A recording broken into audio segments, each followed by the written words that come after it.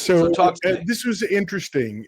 Seeing this thing pop up, uh, I heard about it probably about 2 weeks after it happened, the day that the DA decided to hand off the video, and I was so shaken by it. It reminded me of George Floyd. I'm sure a lot of people. It still reminds me of George Floyd. And I think I commented before that doing my DNA history, there was Mm. Miles Haralson back in 1919 that was hung, and it was in the newspaper, right? It Wow. was that is what they did back then. And so this seems like that kind of situation. At least those people that are in authority seem to be behaving like not a big deal. Why do you think it's taken this long to Mm. even get these indictments? Because typically, I know for a fact, if you, Kevin, or me Oh, killed somebody on camera,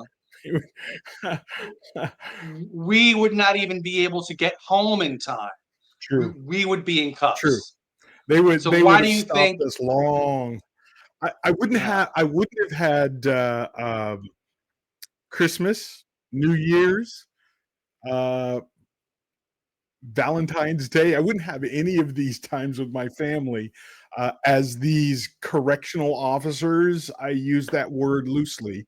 When you're able to put on a badge or make a pledge to something like this and still wantonly beat someone up. We're not even talking about murder, but just beating someone up.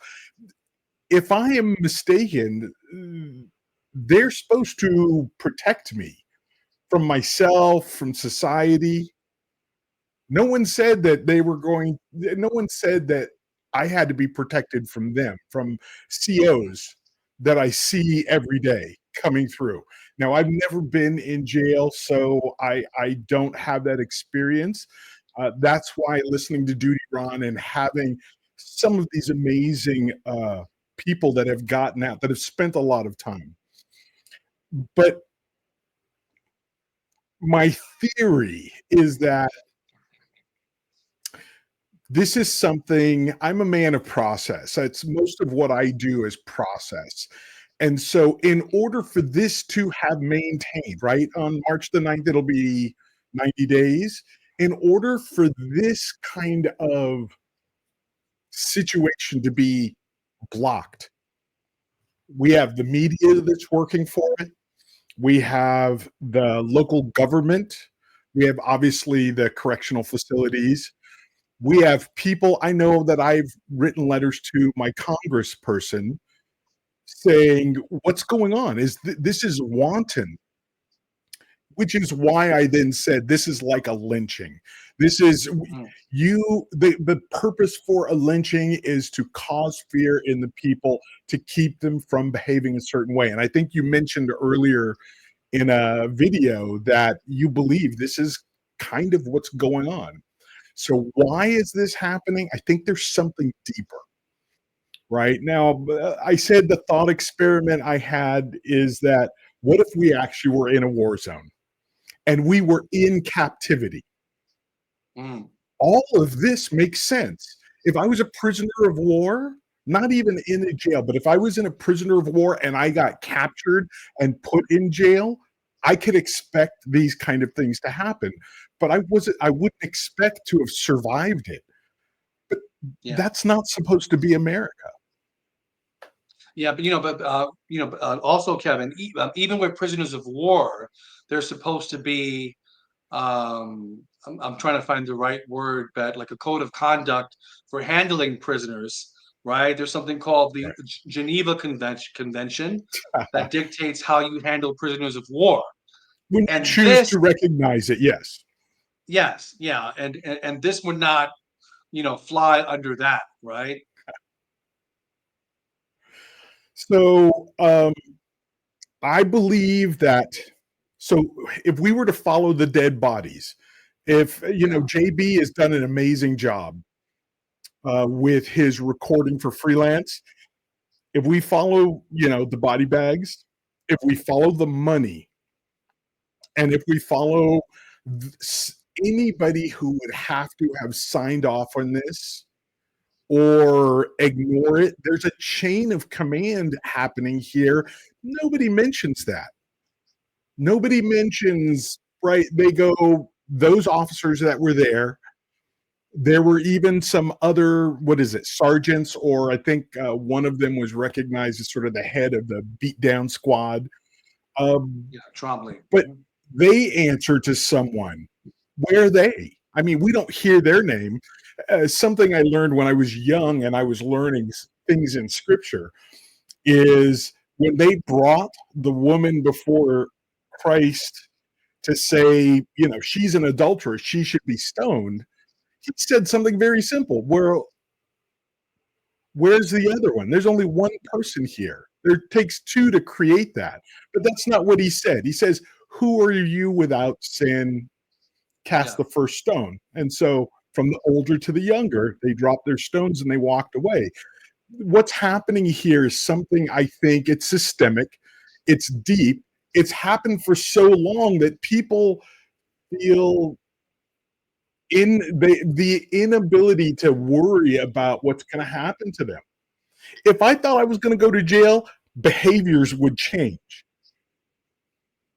And I think Very that's true. a lot of what's happening. Yeah, because you see the callousness of these guys, like they've done this before. Yeah. And we know for a fact that Trombley and Angelone, they've been named in civil lawsuits. They've beaten men before. So there's evidence of that. There's civil cases that go back. So they've been allowed to do this, and it's been institutionalized. Beating prisoners, it's like, going to have a cup of coffee and no one cares. And what's this with Letitia James? So a question that I have also, nobody has really kind of uncovered it, is why did those cameras come on? They haven't before, or they've been suppressed before. Why did the cameras come on? When did someone say, ooh, I want to turn this on, either as a joke or someone saying somebody has to see what's going on? Where can we find that person or that group that says, oh no, every time somebody moves with that camera, we're going to have it come on? So I don't know where and when did the policy change? Has it always been there? Was this a year, 2 years, 5 years? Do we have more video without audio that we can go back and archive? Or has somebody destroyed that stuff? Yeah, we don't know. I mean, we still don't know. We still don't have a lot of answers to questions.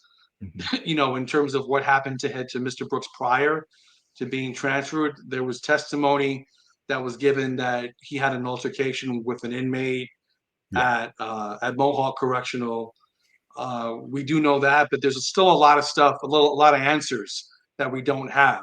Like, for example, when the last image of the body-worn camera occurs, there's about 3 to 4, I believe, I'm sorry, there's about 3 to 6 hours, quote unquote, in which he was pronounced dead, right? So what happened afterward? I think that's where the cover-up begins.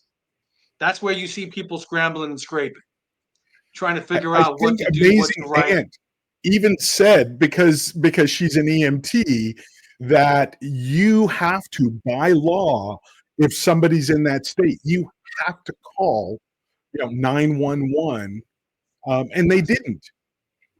It stinks from high heaven. I mean, it's horrible. I mean, every protocol was broken. Reckless lawlessness at its finest.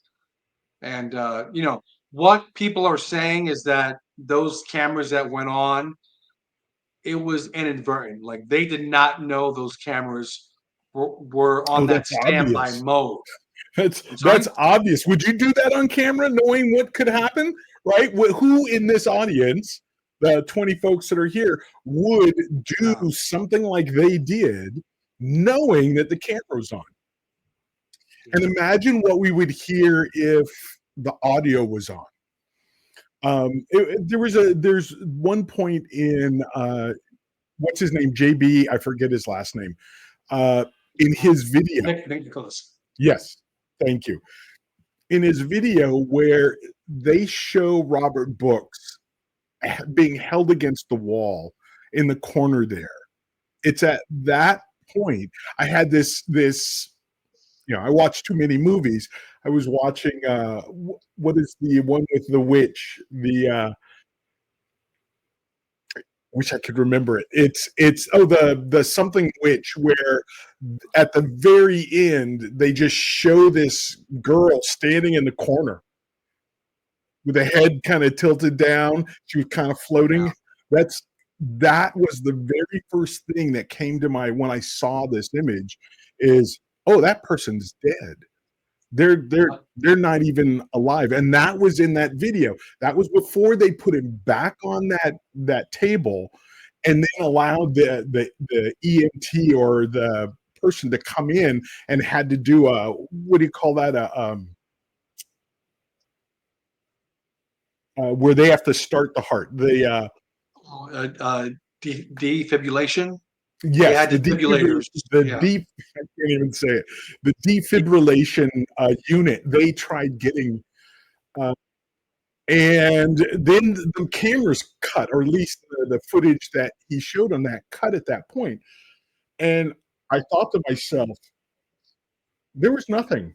There was nothing coming from this gentleman. Now, I know people have tried to point to his crime, but he was paying for his crime. He'd been in for what, 7 years? He only had 4, 5 more years to go, something like that. And I got the feeling after listening to everything that you've done, and by the way, thank you. It's been an amazing job. Everything duty runs, stuff with freelance. I've not found a lot of it. I believe that the algorithm is actually shadow banning, blocking. It's not allowing. I put out a video on it, and I got, I don't know, maybe 5 views, 7 views, something like that. So it's one of those things that the media is blocking, Google or YouTube is blocking. You only hear it in social media for folks like you and those of us that are keeping it alive. I'm just waiting for that match to light. Tomorrow you're gonna read the report, the grand jury report, and let's see what happens. Yeah.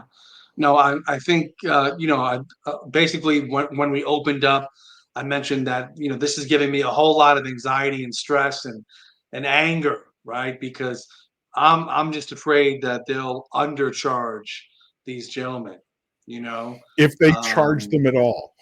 Because what we've seen from the beginning of the time we heard to now is lots of excuses, lots of obfuscation.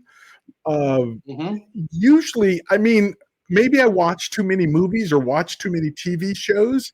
This smacks of something that is being hidden, something they don't want you to see. Yeah, I agree. I agree 1,000%. Is there anything else you want to chime in with? Anything else on your mind, Kevin? No, nothing at all. Thank you very much. That's really it. Thank you for keeping this thing alive. For the big thing for every ear that hears this, either now live or later after this is broadcast, tell one person, tell 5 people. And like I did with my wife, I said, have you ever heard of Robert Brooks and what happened to him? And let them go out and search. Let them come back to you and share it. Keep it alive at a time. That's really all I have to say. Thank you so much.